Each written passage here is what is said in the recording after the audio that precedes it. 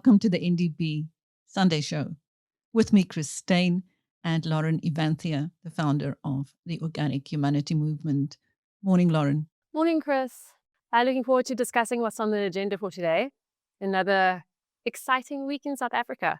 And, just a lot of these stories that we're talking about today really relate to the past 2 weeks, I'd say, that we've discussed.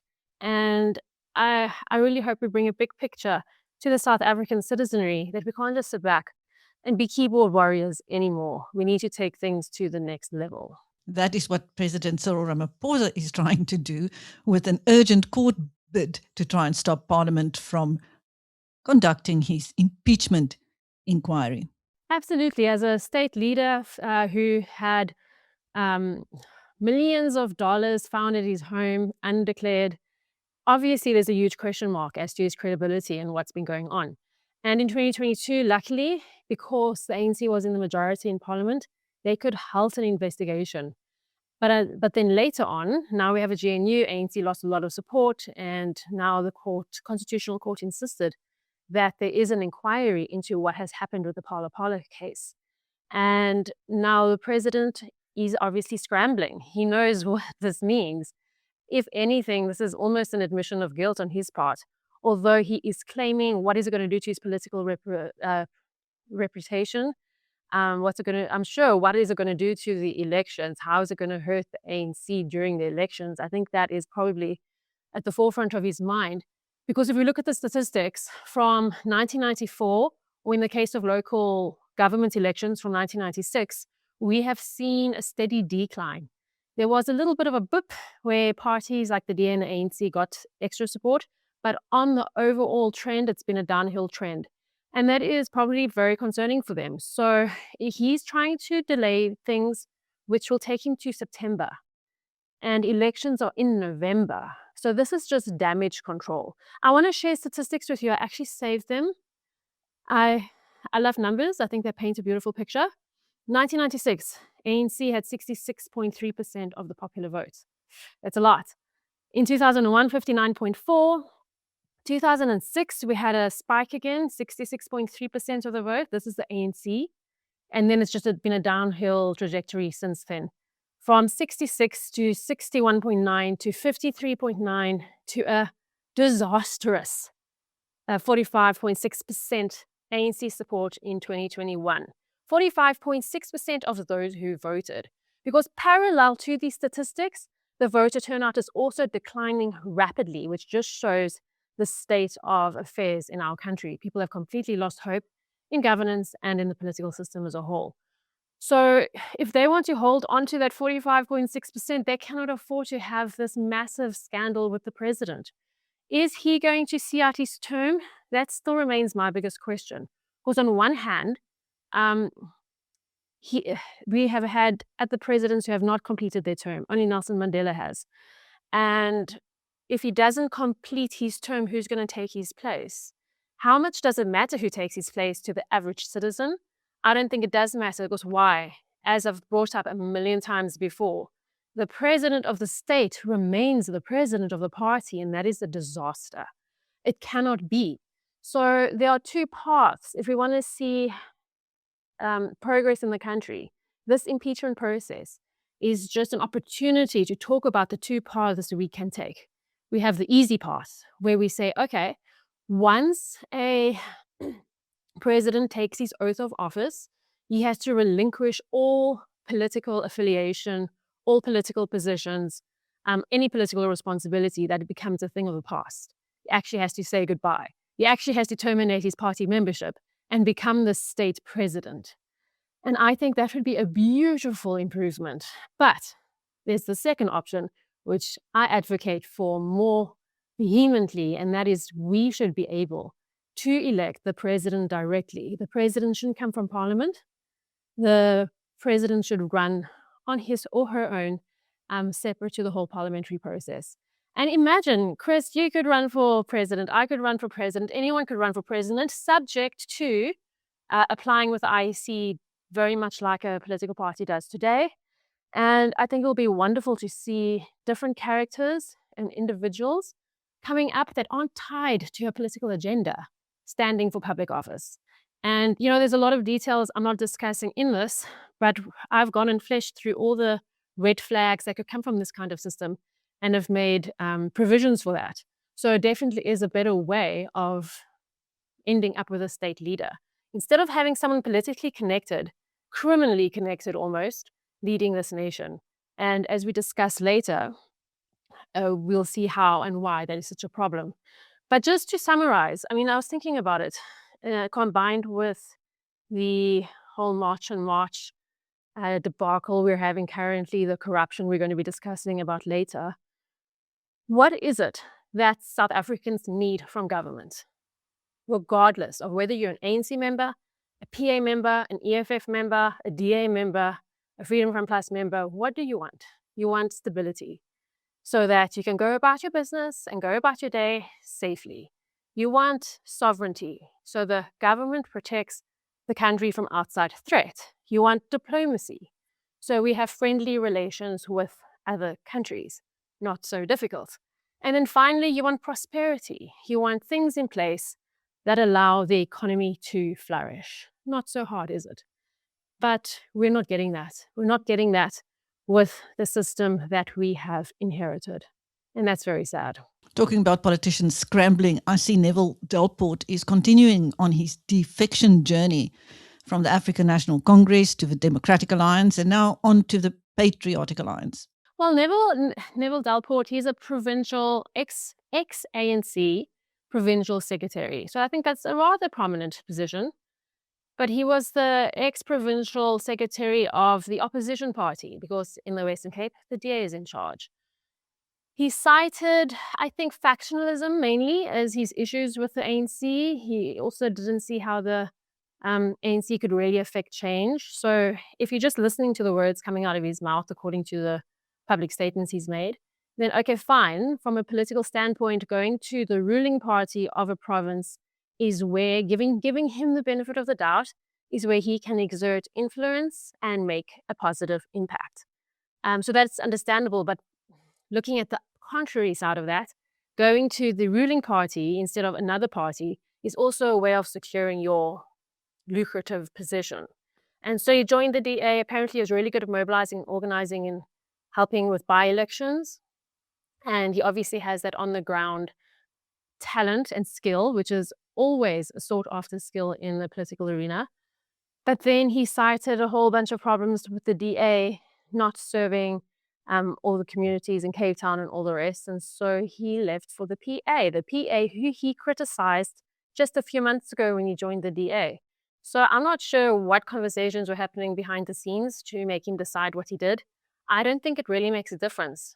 The DA, ANC, and the PA are all part of the GNU after all, and they're all trying to hold on to power. That's their main priority. They're not there to serve the people. So it doesn't matter where he ends up. No, if he joined an unrepresented party, I'd be more excited. If he joined a party that isn't part of the GNU, I'd be more fascinated by his decision. He's just going where the opportunity lies, in my opinion, not too different to the Leon Jacobs story that we spoke about last week. Meanwhile, what have you made of the testimony of witness I at the Madlanga Commission of Inquiry? That was a very interesting one. So obviously he was a witness of something that should not have gone down or something that should not have been made public. A 700 million rand drug bust? No, 700 kilograms, 300 million rand drug bust. I get my numbers mixed up sometimes. That is a lot. It's one of the biggest drug busts in South African history. So that is very significant. And here's a man that witnessed, because everyone's focusing on the house, everyone's focusing on the assassination attempt, fine. But here's a man that witnessed a complete break in protocol. Was that break in protocol a necessary operation to get to the bottom of an issue, or was that breaking protocol just more corruption? I don't think we'll ever truly know. So I'd like to hear more from him. I'm sure he has more to say, but I'm sure he's also very scared, considering he was hit over the head with a metal object. This is why people don't speak out. This is why people in politics who know and see the corruption refuse to speak out because they have children, they have wives, and they just can't afford to put their lives on the line. Very few people would risk their lives to bring the truth to the fore. So commendable from that perspective. He claims not to have ever met or communicated with Kat. I tend to believe him, actually. But who knows? We'll have to wait for further evidence. But for me, this whole Madlanga Commission, for me, it's like we're looking through a keyhole into this massive room. And the only thing that you can see through that keyhole, that is the Madlanga Commission. There's so much corruption. I don't know. I hate calling it corruption. It's something much deeper than that. I don't even think it's mismanagement of funds. It's deeper than that. I don't think we truly have a name for the siphoning of South Africa's money and resources for nefarious things, of which we don't really know. So we're just looking through the keyhole in the door. We don't really know the full picture. The public's only being allowed in on just a little bit so that we feel like the government is doing something. But the extent can't really be comprehended. The whole South African government, for me, appears to be an entire criminal enterprise. And if the whole truth had to come out, I'm sure we'd all be shocked. I mean, we can come up with hypotheses and our imaginations can run wild. But if you just look at everything that's happening at every level of government in every department, and then these things that are coming out thanks to witnesses that aren't afraid to speak out, it's painting a very grim picture of South Africa. South Africa is like a crime, a running crime. And it's quite a sad situation.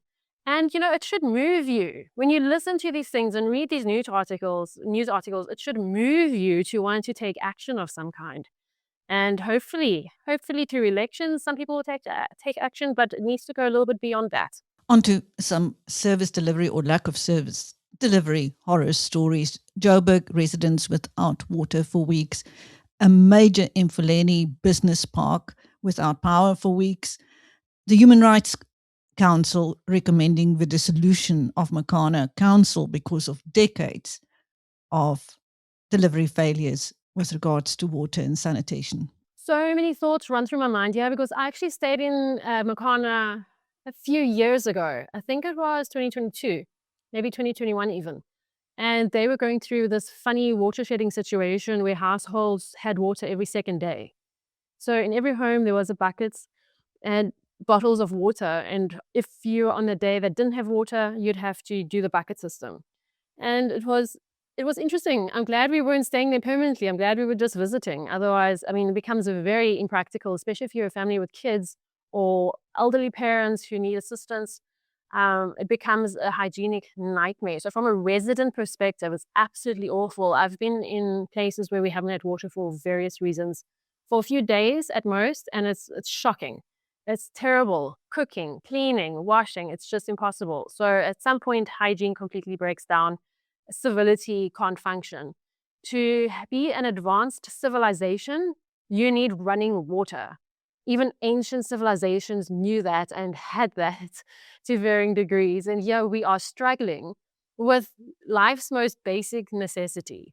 And not for lack of resources, for lack of governance, for lack of management.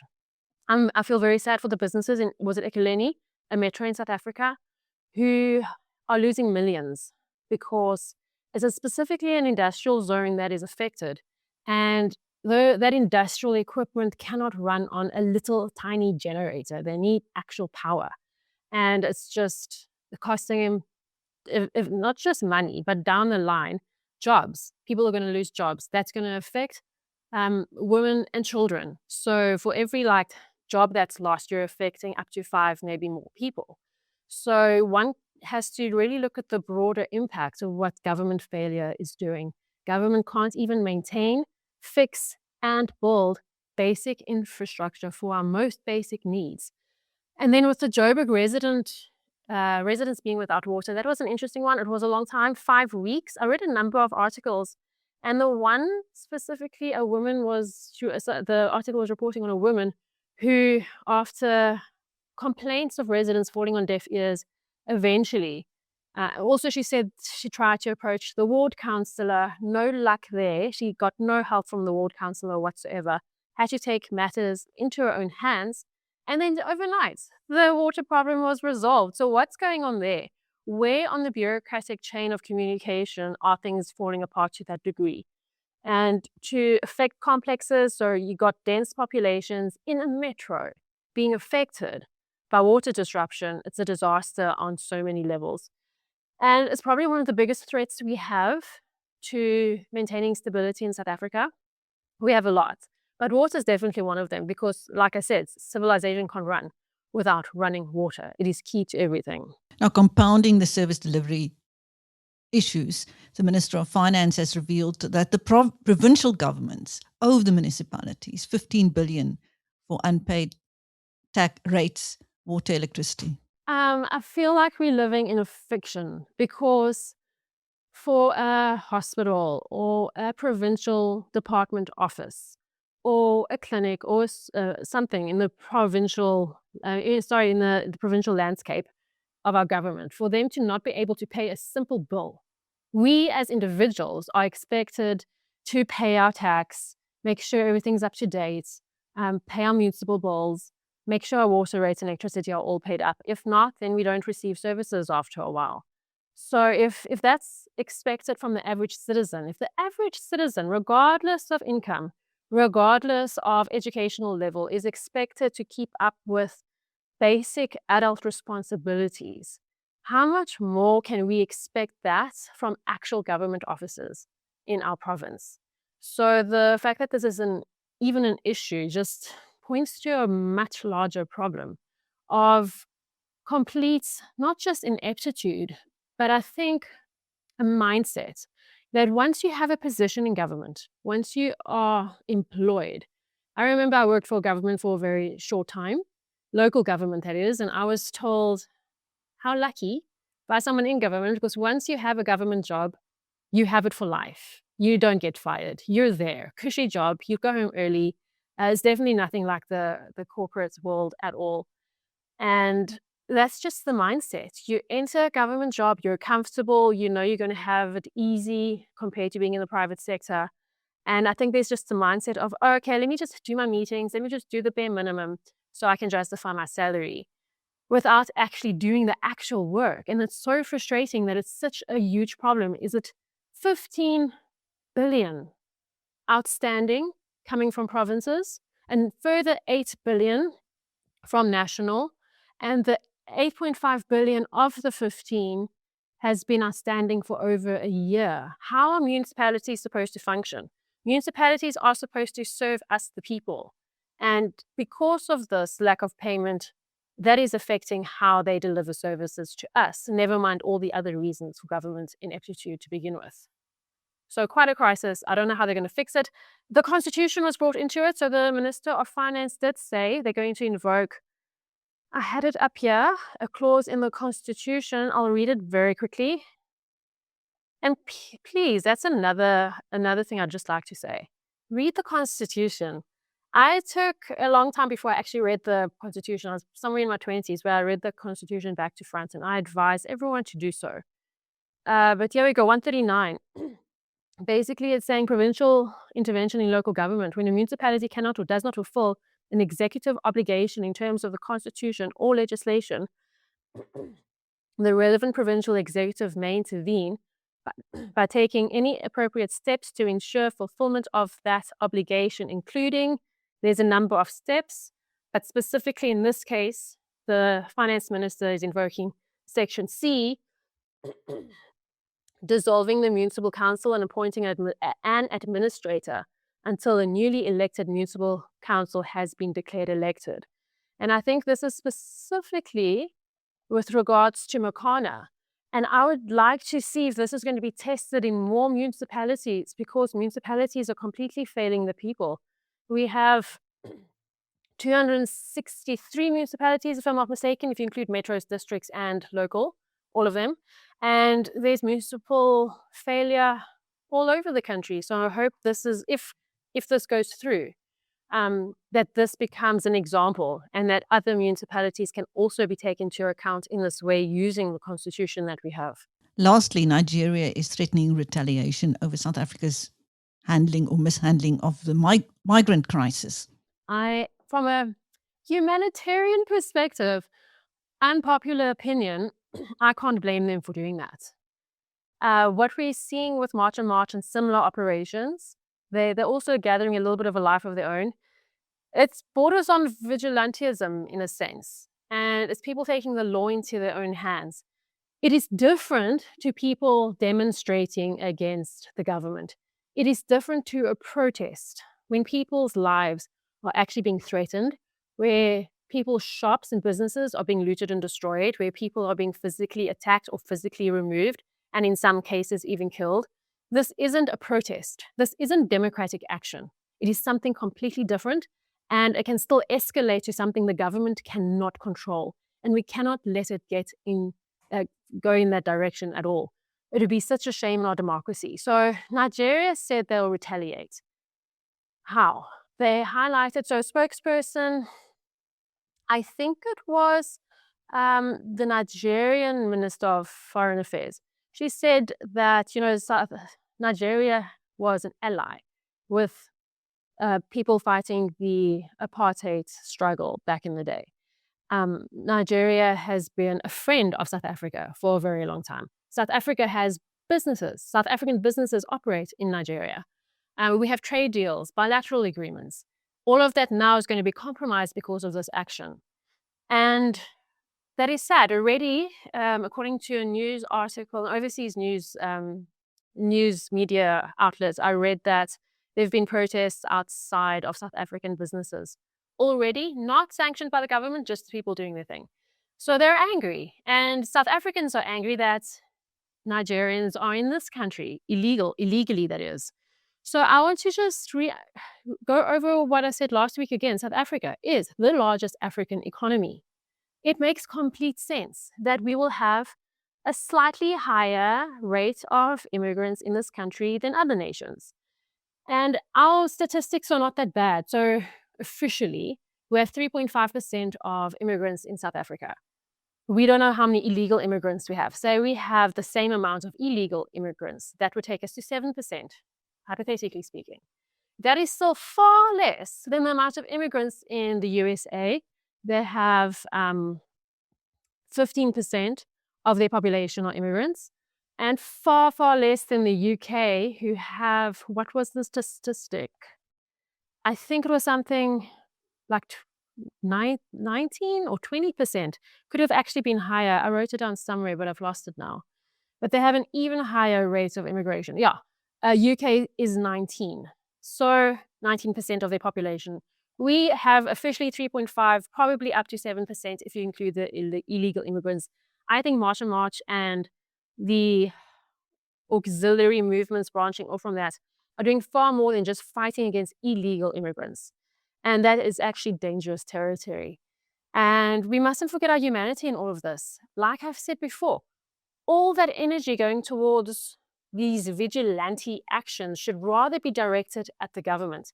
The government, who should be doing three simple things for this 3.5% immigration statistic to not be a problem. Improve policing, all kinds of policing, especially when it comes to the drug units. Improve border patrol and protecting the borders in general. And then lastly, make sure we have policies in place that improve the economy, not make the economy worse. So if the government just does those three things, we won't even notice that there are immigrants next to us with their shops, spaza shops and barber shops. It won't even make a difference to us. So our energy and our anger is not being directed at the right channels for the right reasons. And if I was the president of this country, I would phone Jacinta and I would say, hey, come work for me. And let's start a task team dealing with what? Illegal immigrants. And she can head that because she's extremely informed with regards to immigration as a problem.